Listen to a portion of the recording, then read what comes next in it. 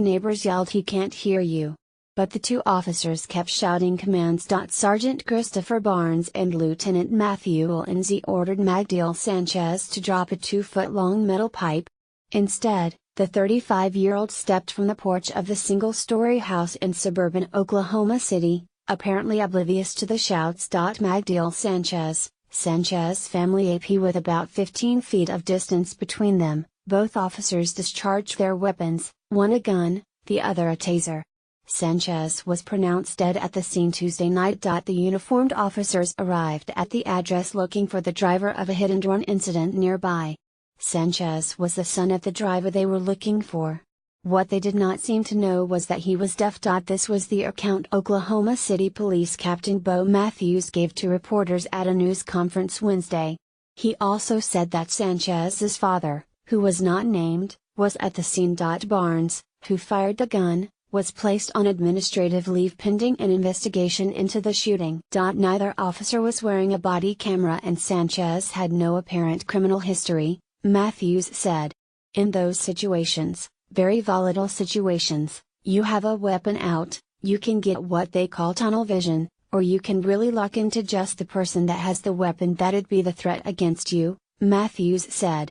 I don't know exactly what the officers were thinking at that point. After the reported hit-and-run accident Tuesday, a witness gave Lieutenant Lindsay the address where the departed vehicle was heading, about a block away from the scene of the crash. Lindsay went there and saw Sanchez on the porch with a 2-foot-long metal pipe covered in material and a leather loop at the end that police said fit around a wrist. Lindsay called for backup, Matthews said. Barnes arrived and the officers commanded Sanchez to drop the pipe.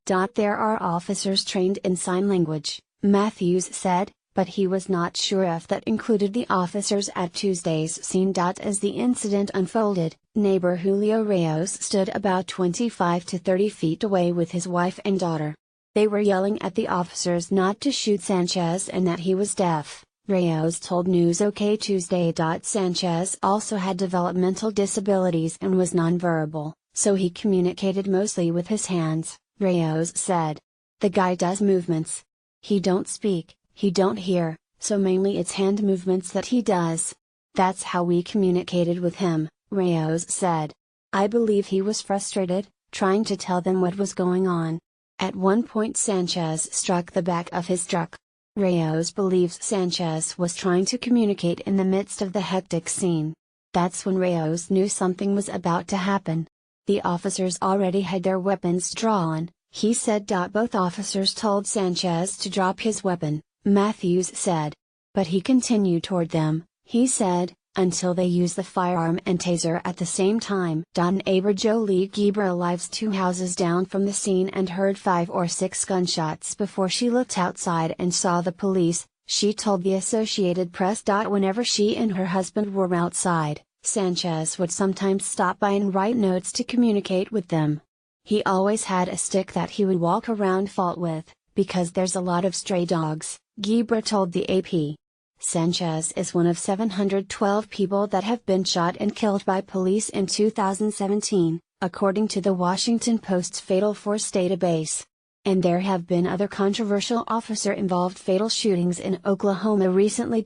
In 2016, Terrence Crutcher, an unarmed 40-year-old black man and father of 4, was walking toward his car with his hands above his head, when moments later white former Tulsa police officer Betty Shelby fatally shot him in 2016. Shelby was acquitted in May.